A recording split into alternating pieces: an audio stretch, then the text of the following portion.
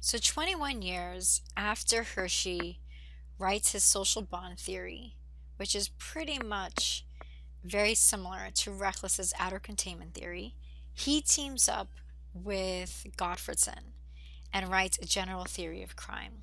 So, he basically changes his mind in this theory and he says that social bonds are not the primary factor. He says, rather, social bonds are affected by self control. That the relationship between bonds and delinquency is spurious. Do you remember what that means? Go back and look it up.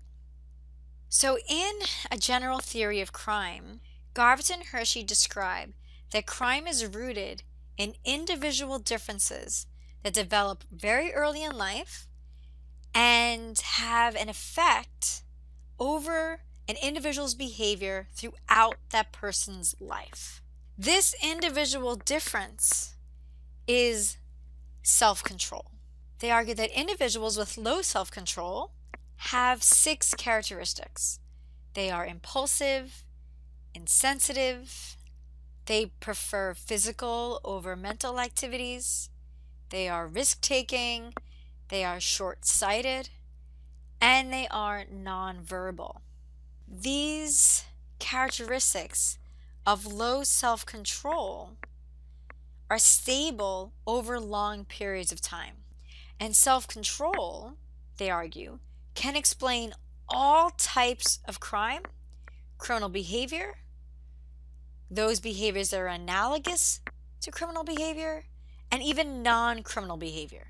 Individuals with high self-control are going to engage in non-criminal behavior. Individuals with low self-control are going to engage in criminal and analogous behaviors.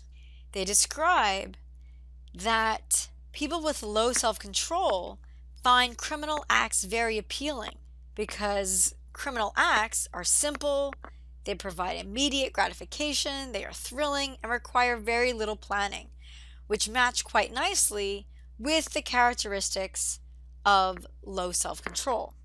Do you know what analogous behaviors are? So analogous behaviors could be drinking, smoking, engaging in drugs, engaging in premarital sex, having unwanted pregnancies, even not wearing a helmet or not wearing your seatbelt, or skydiving, base jumping, even motorcycle riding. So other risky behavior. Gottfredson and Hershey identify parenting as the main cause of an individual's level of self-control. When parents effectively parent, their kid will have high self-control. If they do not parent effectively, then they will have low self-control. Effective parenting includes supervising and monitoring a child, identifying bad or deviant behavior, and then effectively punishing that behavior. When parents do that, they will have a kid with high self-control, and that kid will engage in conventional or crime-free behavior. If they fail to do that, then the kid will have low self-control and engage in criminal or delinquent behavior. Because self-control is formed as a result of effective parenting techniques, Gottfredson and Hershey explain that it is set by 10 years old. And they describe that your self-control at 10 is pretty stable throughout your life. Meaning the self-control that you have at 10 is the same level of self-control that you have at 17, 30, 40, 50. So the policy implications then for Gottfredson and Hershey's self-control theory, or general theory of crime, and I should just highlight that it's called general theory of crime because it explains all behavior, right? It's a general theory. So the policy implications based on their theory are twofold. One is early intervention, right? You need to get in there very early to prevent the development of low self-control by 10 years old. The second implication is parenting classes. You want to teach parents how to effectively parent their child. you might by this point see some type of common criticism across a lot of these theories, and that is the neglect of the macro level. Garvison and Hershey's A General Theory of Crime succumbs to the fallacy of autonomy. The fallacy of autonomy assumes goes on inside of a family can be separated from those forces that affect it from the outside. So the fallacy of autonomy, it's almost as though life is occurring within a vacuum. And all the stuff that's going outside of that vacuum has no impact on what's going on inside that vacuum. So if you think about what the causes are of self-control, it's parenting. And so what affects one's parent's ability to parent? Even in optimal conditions, it is a challenge to supervise and monitor a child's behavior. Let's look at Angelina Jolie and Brad Pitt as an example. Angelina Jolie, I think they have like 6 children.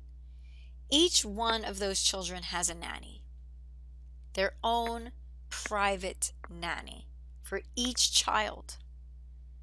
That's a significant amount of supervision and monitoring of that child's behavior. The average American family does not have that. The average American family is lucky if they get to spend, more than 4 hours a day supervising their child. So there are these macro forces that affect a parent's ability to do that. How often do you work? When do you get home from work? Do you have weekends off with your kids? So these larger macro level factors affect parenting. Another criticism, tautology. If you remember what tautological meant, circular reasoning. The problem with Garvison and Hershey's General Theory of Crime is, how do you measure self-control? How do you know when someone has low self-control? Well, they're engaging in crime, or they're engaging in risk-taking behavior. Well, why are they engaging in risk-taking behavior? Because they have low self-control. That's circular reasoning. The final criticism has to do with the studies of General Theory of Crime. Studies have shown that, in fact, low self-control changes throughout a life course. That self-control is not necessarily stable. Given these criticisms and multiple studies that occurred over time regarding General Theory of Crime, so just like Akers was a highly empirically tested study, self-control theory is another theory that has received a significant amount of empirical tests. Because of those tests, in 2004, Hershey revised his theory of General Theory of Crime, and he wrote Self-Control and Crime. He redefined self-control here in his theory. He says self-control is the tendency to consider the full range of potential consequences of a particular act. This concept of self-control affects the calculation of consequences. Self-control becomes then a set of inhibitions that one carries with one wherever one happens to go. These inhibitions can vary in number and saliency. So in this revision, he moves from looking at long-term implications to looking at something even much more contemporaneous, something in the contemporary. He also adds this component of cognizance, or even rational choice, where there's this reflection on the consequences of an act. So the same person may exhibit self-control in one situation, but have very low self-control in another.